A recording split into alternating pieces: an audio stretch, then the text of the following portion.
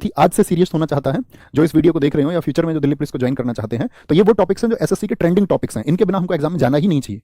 तो अभी से आप ऊपर रखेंगे ना, तो आपको ये पता होगा कि मेरा सिलेबस क्या है और सिलेबस में इंपॉर्टेंट टॉपिक्स कौन से हैं, क्या मैं उनको कवर कर रहा हूं या नहीं कर रहा हूं, क्या मैं एक राइट ट्रैक पर हूं या नहीं हूं। कहीं ऐसा तो नहीं है कि मैं कुछ भी पढ़ रहा हूं। ठीक है, तो ये जो यहाँ पर हम बताने जा रहे हैं, ये सिलेबस हम नहीं बता रहे हैं। यहाँ पर मैं आपको बता रहा हूँ स्कोरिंग टॉपिक्स, यानी कि ये वो टॉपिक्स होंगे जिनकी मैं बात करूं। अगर आप इन टॉपिक्स को पढ़ लेंगे तो आप, मैं आपसे कहूंगा कि आप 35 प्लस क्वेश्चन एग्जाम में देख रहे होंगे जिन टॉपिक्स की हम बात कर रहे हैं। 35 प्लस में वो आपका 40 भी हो सकता है, 45 भी हो सकता है। ठीक है, वो आपका 32 भी हो सकता है, लेकिन ये आपका संपूर्ण सिलेबस नहीं है। मैं फिर से अपनी बात को रिवाइज कर देता हूं, मैं फिर से दोहरा रहा हूं, रिपीट कर रहा हूं साथी, ये आपका संपूर्ण सिलेबस नहीं है। इसको आप सिलेबस नहीं मानेंगे कि भैया आपने बताया था कि वो एक सिलेबस था। ये सिलेबस नहीं है। सिलेबस तो साथी जब आपका फॉर्म आता है तभी ऑफिशियल सिलेबस आता है, लेकिन आएगा वही आपका जो कि आपका पिछले वर्षों में होता आया है। समझेंगे, जब आप स्टैटिक जीके को पढ़ें तो दिवस पढ़ने हैं सबसे पहले। मतलब ऐसा नहीं कि सबसे पहले का मतलब उसको बाद में ही पढ़ना है। कहने का मतलब इंपॉर्टेंट टॉपिक्स हैं, डेज एंड थीम्स।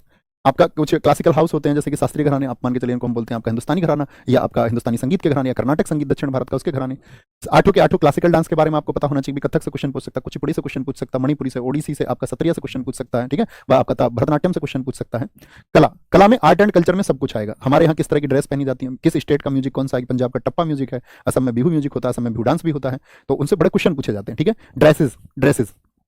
लोक कलाकार, इस लोक कलाकार का मतलब होता है जितने भी हमारे फोक डांस हैं, जितने भी साथी हमारे लोक नृत्य हैं, यानी किस स्टेट का। लोक नृत्य का मतलब होता है किस राज्य में कौन सा डांस होता है, किस राज्य में। मान के चलिए राजस्थान का कालबेलिया होता है जैसे आपका, या हम बोल देंगे उत्तर प्रदेश में आपका रासलीला होता है, या हम बोल देंगे आपसे भैया मध्य प्रदेश में आपका जो डांस होता है वो होता है आपका मटकी होता है, ज्वेरा होता है, वहाँ पे वो उत्सव भी है वहाँ पर। ठीक है, इस तरह से हम बोलते हैं उसको। हरियाणा की हम बात करेंगे भैया धमाल होता है, वहाँ पे फाग होता है। तो ये क्या हुआ, ये वहाँ का कल्चर हुआ। ये क्या हुआ, वहाँ का कल्चर हुआ। ठीक है, तो उस कल्चर से रिलेटेड क्वेश्चन हमारे किसमें पूछे जाते हैं, कला और संस्कृति में।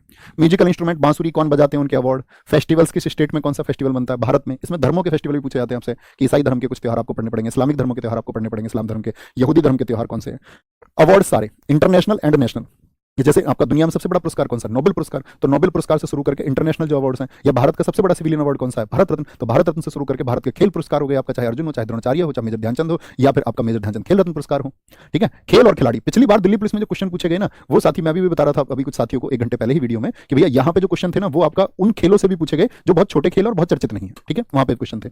बुक्स एंड ऑथर्स, पुस्तक और उनके लेखक, 2024 तक का आपके पास डेटा होना चाहिए कि 2024 में कौन कौन सी चर्चित बुक्स रही थी। और करंट अफेयर्स में जब आप पढ़ोगे 2025 के लिए दिल्ली पुलिस के लिए, तो वहां पे आपको रिसेंट में कौन सी बुक लॉन्च हुई है और वो किसकी है ये पता होना चाहिए। बात क्लियर है? इतनी बात क्लियर है? मुझे बताते रहा करो, मेरी बात आप लोगों को जो मैं समझाना चाह रहा हूँ वो समझ में आ पा रही है। हिंदू त्योहार, ठीक है, जितने भी हिंदू फेस्टिवल्स हैं आपके। ऑर्गेनाइजेशंस का मतलब आपका वर्ल्ड बैंक हो गया आपका, या भारत के कुछ संगठन हो गए, आपका सिडबी हो गया, नाबार्ड हो गया, वो कैसे काम करते हैं। ठीक है, आपका जैसे एक संगठन आपका भारत में बैंकिंग के सिस्टम हो गया, स्टेट बैंक ऑफ इंडिया समूह हो गया, रिजर्व बैंक ऑफ इंडिया हो गया, वो सब आपको पढ़ लेना एक बार। फुल फॉर्म सारी पढ़ लेनी है, फुल फॉर्म जहां भी मिले कंपाइलेशन आपको रखना है। यूनेस्को साइट, आज भारत में 43 आपका वर्ल्ड हेरिटेज साइट है जो यूनेस्को द्वारा लिस्टेड है, तो उनके 43 के बारे में अब यहाँ से डीप क्वेश्चन बनता है बड़ा। पूछ लेगा आपसे, जैसे कि मान के चलो आपसे पूछ लेता है कि 100 रुपए के नोट पे रानी की वाव है, वो यूनेस्को की आपका लिस्ट में, यूनेस्को में लिस्टेड है, तो क्वेश्चन पूछ लेगा रानी की वाव को यूनेस्को में कब लिस्टेड किया गया था, या रानी की वाव जो बनी थी उसमें कौन सा आपका साथी आर्किटेक्चर यूज हुआ था, किसने बनवाया था। तो यूनेस्को साइट को आपको बहुत आपका डीपली पढ़ना चाहिए। साथ में रामसर साइट, यानी कि जो आर्द्रभूमि स्थल है हमारे, ठीक है, 2 फरवरी 1971 के ईरान सम्मेलन से जिनको आपको शुरुआत हुई, तो उसके बाद में भी आज रामसर साइट कौन सी होंगी, इंडिया में कितनी रामसर साइट है, कितने दोस्त बता सकते हैं जरा बताएं, अपने स्टूडेंट रहे होंगे जरूर बताएंगे। तो रामसर साइट क्या है, बढ़ती रहती है घटती रहती है। जैसे मोदी जी ने कहा 75वीं वर्षगांठ पर 75 हो जाएंगी, तो 75 तो तभी हो गई थी हमारी 75वीं एनिवर्सरी पर, और आज कितनी हो चुकी है,